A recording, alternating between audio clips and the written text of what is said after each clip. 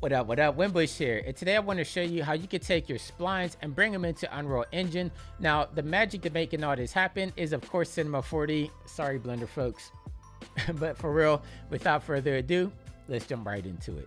So I'm going to show you two methods. The first one is going to be building out splines directly inside of Cinema 4D. And then the other one, we're going to download a spline pack from the Pixel Labs. And I'm going to show you how we can set that up to bring that into Unreal Engine as well. So inside of Cinema 4D, I'm in the latest version, but this should work on past versions as well. I'm going to come in and I'm going to first just come in here. And I'm just going to start by making two random shapes. So I have these two circles in here. And the reason I'm doing this is because, shout out to Rocket Lasso, but I'm going to use that electrified pack that he has in here. So if I come over here into the top left where it says asset browser, if I come down here and I type in electric, and after I type that in, if I scroll down here in the bottom left, we should see a node operator and it's going to say electric. So I'm just going to double click on this, and over here in my objects panel, you see now we have an electric spline modifier. So I'm going to close out my asset browser. And to be able to use the electric spline modifier, we're going to add in a tracer. So right here where you see the cloner, I'm going to left click on this, and then I'm just going to add this tracer in here. And down here in my attributes panel where it says object, I'm just going to take both of these circles and drag them into that. So I'm going to take my circle 1, circle 2, and then my electric spline modifier, I'm going to make this a child of my tracer. Now put on my attributes panel so we can see it a little bit better. But right here with my tracer selected, where it says tracing mode, I want to select on tracing paths, and I want to go to connect all objects. Now when I do that, you can see now we have the electric spline modifier making this spline that's like an electricity type field around our different objects there. And if I hit play, now you can see our spline is moving just like electricity, which is really neat. But for my effect, I just want to have a line going in between the two. So instead of having it wrap around everything here, if I come over here to where it says trace vertices, I'm going to turn this off. And now we just have a line going between the two objects, even though it did look kind of cool before. But for this purpose, we're just going to have it playing through like this. Now, if you want to get more fancy with it, we can come over here to our electric spline modifier again. And down here where it says clone, let's make this one 3. Now, if we click on play, now we have 3 different splines on our electric field. So I'm going to stop hitting play on this, go back to the beginning. And now what I want to do is I want to come up here at the top where it says mode graph. I'm going to left click on this, and I'm going to come down here and I'm going to select mode spline. So now that's going to show up inside of our objects panel. And again, I want to make another simple circle. So I'm going to come right here to where we have our spline paths, come down here, and I'm just going to make a circle.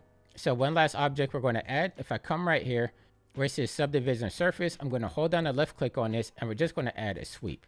Now we can start putting everything together to make this into a mesh. So if I take my circle that I just created, put this underneath sweep, and then take my mode spline and put this underneath the sweep as well, this is going to set it up for whenever I connect my tracer to the mode spline, it's going to make this into a mesh that we can bring over to Unreal. So with my mode spline selected, if I come down here under the attributes panel and I click on spline, now we popped up with this menu that says spline next to the objects. So I'm going to left click on spline, and then I'm going to left click and hold the tracer, and I'm going to bring it right here to where it says spline source. Now, when I did that, you might have noticed that now we have geometry that's around our spline. Now, this is the reason that we made another circle, because if I turn this off, now we don't have any geometry there. So that's just making this into a mesh for us. And if I play it through, you can see it's all animatable. And if I come back down here to mode spline, this is where we could change out the width. So with spline still selected, if I come right here to width, instead of 1 centimeter, let's do 0.5, and that's going to make it half the width, but go ahead and make that as big as you want. And that's just going to set it up. So now we can bring over this mesh over to Unreal Engine. Now I just used the electric spline modifier because I thought it was pretty dope. And I don't know if a lot of people even know that it's inside of Cinema 4D, absolutely free. You don't have to buy anything else on top of it. But now that we have it set up, let's send this over to Unreal Engine as an Alembic file. So I'm going to hit stop on this, and then I'm going to select my sweep, hold down the shift, and I'm going to select the mode spline. So now I have my sweep, my circle, and my mode spline selected, and that's the only thing I want in the scene that's selected. So if I come back over here to file now in the top left hand corner, left click on this, I'm going to come down here to export, and then I'm going to come over here to Alembic, but I want to click on the gear that's next to it. So now that we have the Alembic export settings open, there's a few things that I want to hit. So right now you see selection only is turned off, and I'm going to turn that on because I only want to bring over the items that I selected here inside of my object panel. And then for the start frame, I'm going to bring this up to 1. And then I'm going to leave my end frame at 90. Now, Unreal Engine likes when you have a start frame of 1 when you're bringing over Alembic files. That's just something I discovered a long time ago, but now we're ready to set this off as an Alembic file. So I'm just going to click on OK. So when this saves out, it's going to be electric.abc for Alembic. So I'm going to click on save and wait for this to export out. So now inside my Windows Explorer, you can see I have an electric Alembic file, and it's pretty beefy. It's at 882 megabytes, but let's bring this into Unreal Engine now. So for this tutorial, I'm using the latest version. This is Unreal Engine 5.6, but feel free to use any version. It should work on previous versions as well. So the first thing I'm going to do is come down here to the lower left-hand corner where I have my content drawer. I'm going to left click on this, and I'm just going to dock it in there because I'm going to bring over my Windows Explorer now so that I could drag and drop my Alembic file right here into my content browser. Now with that in here, now we have an Alembic cache import options. And the first thing I want to do is right here where it says Alembic, instead of static mesh, I'm going to come down here and I'm going to change this over to geometry cache. And that's just going to do it. So now I'm just going to click on import and just give us a few moments to import everything into Unreal Engine. So now you see down here instead of my content drawer, I do have a geometry cache for the stuff I just brought over from Cinema. And so from here, I'm just going to right click and I'm going to start a new level. I could just name this one Toot for short because I want to start everything out from scratch. Okay, so right now at Unreal, I have a completely blank scene in here, and I'm just going to take this Alembic file. I'm going to left click and drag it into my scene. And then let me dock my details panel right here so we can see everything a little bit better. Okay, there we go. So for my location, I'm just going to zero everything out, and then I'm going to double click on my Alembic file just to bring me into the center. And now we can see that we have our Alembic file inside our Unreal Engine. Now to see this animated, I'm going to come up here to the top left where we have this clipboard. I'm going to left click, come down here to add level sequence. And I'm just going to rename this maybe version 1, nothing too crazy. Hit save. And now that we have our sequencer here, I'm going to come back over here instead of my outliner. I'm going to take the Alembic file. I'm going to left click, drag it into the sequencer. And right now, if I scroll this through, you can see nothing's happening, right? And that's because we have to add the geometry cache, in which if I come down here in my sequencer, I'm going to click on my Alembic file. I'm going to hit the plus symbol, and then I'm going to come down here to where it says geometry cache. I'm going to left click on this. Let me take this all the way over to 90. I'm going to put the exit bracket on that. And now if I click on play and let me select it, now you can see we have that Alembic spline. Let me actually play this through on a rotation. Let me select it again. So there we go. Now we can see that we have our electric spline playing inside our Unreal Engine, and this was all brought over from Cinema 4D. Now, if we want to get fancy with it and make it actually look like electric, that's really easy to do. So I'm going to come down here. Let me save everything first. I'm going to right click down here. I'm going to come to materials. Let's just name this one glow. And I'm going to double click on it. And inside of my material graph, I'm just going to hold down the 3 key. I'm going to left click, and that's going to bring up this vector 3 file. And then I'm going to hold down the M key. That's going to bring up multiply. And I'm going to connect this to the A. And then I'm going to hold down the 1 key, left click, and that's going to bring up a vector 1 file. And I do have a tutorial on how to do this, so I'm going a little bit fast, but if you want to see it more slowed down, I'll link that down below. And then right here in the multiply, I'm just going to take this, I'm going to connect it to emissive color. Now in my vector 3 that you see right here, I'm going to come over here on the left-hand side where it says constants. I'm going to left click, and let's just make this one purplish or bluish, somewhere around there. And then down here in my vector 1 for value, I'm going to click on 10 just to make it glow a little bit. And there we go. So I saved it out. Now we can exit this out. And right here inside my Alembic file, inside of my material, you might notice that we have 5 different material slots. I'm just going to put this into all of them. I'm not sure why it brings over so many different material slots since I didn't set that up, but I've noticed that it does do that a lot. So now that we added that in there, now we have our material on there. And if we really want to make it to glow, we're just going to have to add a post-process volume. So up here where we have quickly add the project, you'll see this green plus symbol. I'm going to left click on this. I'm going to come down here to visual effects, and then I'm going to click on post-process volume. I'm going to come to location. I'm just going to zero it out. I just like having everything in the center. And then under search, I'm going to type in UNB. And that's going to bring up infinite extent unbound. And I'm going to click this on. That just means that everything we do inside of our post-process volume is going to encompass our entire scene. So now under bloom, I'm going to scroll this down. For method, I'm going to turn this on. And for intensity, I'm going to turn this on as well. And now if we scroll it up, you can see that it's getting more intensified here on our glow. Under standard, we can click on convolution, just make it a little bit more cinematic.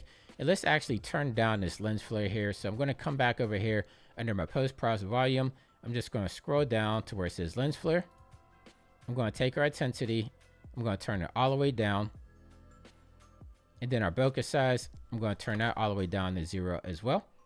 So now if I come back up here under bloom, I could turn this back up. And we're just going to have our electricity glowing the way that it should be. Now, if I come back down here to sequencer and click on play, now you can see it's playing inside of our viewport. So recently, our friends at the Pixel Lab just released a pack that this is perfect for. It's like this VFX Electric Magical Pack. And the nice thing about it, it does come with the splines. So if you bought this pack and you want to get the splines to work inside of Unreal Engine, just doing it the way that I showed you is going to work. But let me walk you through step by step on how I can set this up to make it work with that VFX pack. So we're back in Cinema 4D because this is where we're going to set everything up. So inside of my Windows Explorer right now, I have the Limbic file, which is going to be all the curves from the Magic Pack. This is the stream version 1. I'm going to left click and just drag this into Cinema 4D. Then I'm going to click on OK. So now if I play this through, you see we have like this electrified magic circle, and this is going to be the direct splines that we need that we can pull this into Unreal Engine. So I'm just going to stop this, go back to the beginning, and I'm going to go through this fairly fast because it's the same exact steps that we did before. So I'm going to come over here to where we have our splines, and I'm just going to make a circle. And then in the top up here where we have mode graph, I'm going to come down here and I'm going to add a mode spline.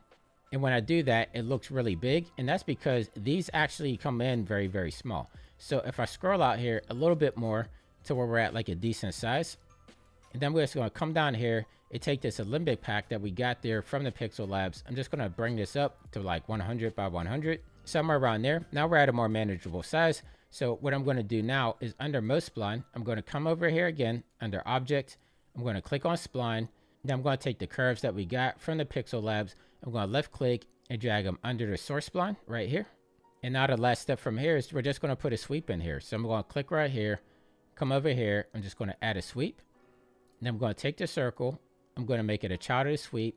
Same thing with the most spline. I'm going to make it a child as well. And this order of operation is really important. So you do want to have your circle at the top and then most spline at the bottom. And if we push in here, we can see it's extremely thick. So again, with most spline selected, I'm going to come down here. I'm going to select the spline actually. And where it says width, let's just make this 0.3. So now this is going to make it a little bit more slim. And it's as easy as that. So the next step from here, we're just going to export it out again as an Limbic file. So make sure you select the sweep, the circle, and the most spline here. Come over here to the top left where we have file. Come down here to export. And I'm just going to click on this gearbox again. Now I just want to make sure everything is as I need it. So I want to have selection only. That's the only thing we need to worry about. And then our end frames here, it's only going to be about, for this one, it's going to be about 150 frames. So I'm going to type in 150 and then I'm going to click on OK. And then from here, we're just going to save it out as an Limbic file. So I'm just going to shorten this. And I'm just going to leave it at curves.abc. And I'm going to hit save. And while this is saving out, I'm going to go back into Unreal Engine. So inside of Unreal, I'm just going to take the last level we built. I'm going to right click. I'm just going to duplicate it. I'm going to double click, hit save selected. And then I'm just going to take this electric Limbic file that we have here. And I'm going to delete it. Same thing with the sequencer. I'm going to delete that as well. And the reason I did that is because I don't want to set this post-process volume up again. So I'm just going to use what we had before. So now we do have the curves Limbic file set up here. And you can see it's coming in at about 10.5 gigs. So this is a big boy there. So you definitely probably want to just use this for cinematics. You don't want to use this for gameplay. I would say it's pretty heavy. But if I click and drag it into my content browser, now we're going to come up with this scene again. Import type, we definitely want to do geometry cache. Make sure this one end frame is 150 and everything else should be good to go. I'm just going to click on import and let this import away. All right, so now we have our Limbic file in here. We just called it curves. What I'm going to do now is come up here. I'm going to make another level sequence. Just name this one version 2. Okay, so now we have our new sequencer. I'm just going to take this curves Limbic file, drag it into my viewport. I'm going to zero everything out. And then from there, I'm just going to take this glow material we made before. I'm just going to put this into all of our material slots like so. There we go. So if I double click on my curves, it should bring us into the middle of our scene here. And now let's get this animated. So I'm just going to come over here to sequencer, drop my limbic file in here. Again, come down here, geometry cache like so. Now if I click on play, now we can see we have our electric field playing real time inside our Unreal Engine. So this was the easiest way that I figured we could do it. So you do need Cinema 4D to be able to import it, but it's fairly simple once you figured it out. So once again, my name is Jonathan WINBUSH. Make sure you leave me a comment down below. And until next time, stay fresh, keep creating, and I'll catch you in the next video. I'll see you soon. Take care.